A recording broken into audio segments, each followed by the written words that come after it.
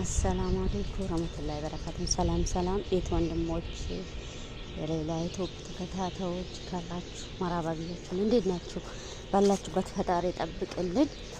አረ የጀማ የናስ ያለው እኔ ወላሂ ነምስዬ በጣም ተጨንቃለች። እኔ ብቻ አይደለም ሁላችንም ነው የኢትዮጵያ ዜጎች በሞላ ነው እርግጠኛ ተጨነቀ።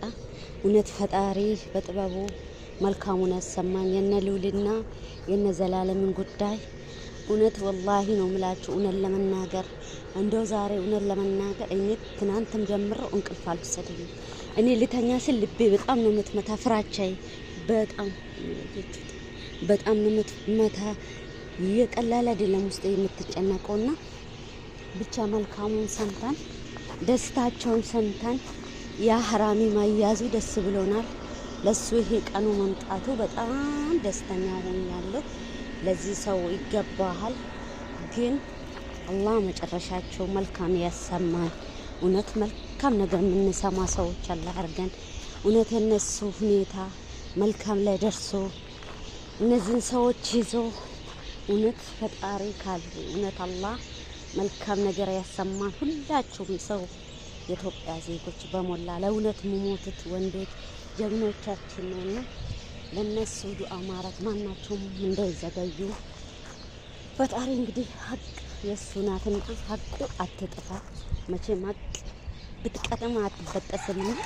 እውነተኛ አምላክ ለነሱ ለሩዓቸው እሱ ጥበቃ ይሆንላቸው። ወላሂ እውነት ከተመቱ ምናልባት ይሄ መሳሪያ እነሱ ላይ ካለፈ እንግዲህ የውሻ ቁስል አድርግላቸው። አላህ በጥበቡ ይማራቸው። ፈጣሪ ምረቱን ያወርድላቸው። በዚህ ደግሞ ባህላቸው ነው በደስታ በዓሉን እንዲያሳልፉ እንጂ በስቅቀት እናታቸው ያለቀት ቤተሰባቸው የተከፉ ማያሳልፉ ልጆች እንዳሆኑ ለሀገራቸው ለዳ ሲሉ ነው ይሄ ሁሉ ህይወትና መስዋዕት የሆኑት።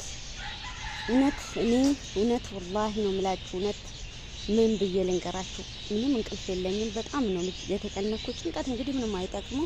ትልቁ ፈጣሪ መለመን፣ እነሱ ዳና መሆን፣ እነሱ ሰላም ሆኖ መስማታችን ነው ትልቁ ማለት አለብን። ትልቁ በቃ ትልቁ ፈጣሪ የምንለምነው ሁላችንም ያ ረብ የነሱ መልካም ያሰማን፣ ጥሩ ነገራቸውን በቃ እንደው ይሄም እዚህ ቦታ ደርሶ ይሄን ሰውዬ መያዛችሁ በጣም ደስ ብሎናል። በጣም ያልተደሰተ የለም በዚህ ሰውዬ የስንቱን ባበሱ።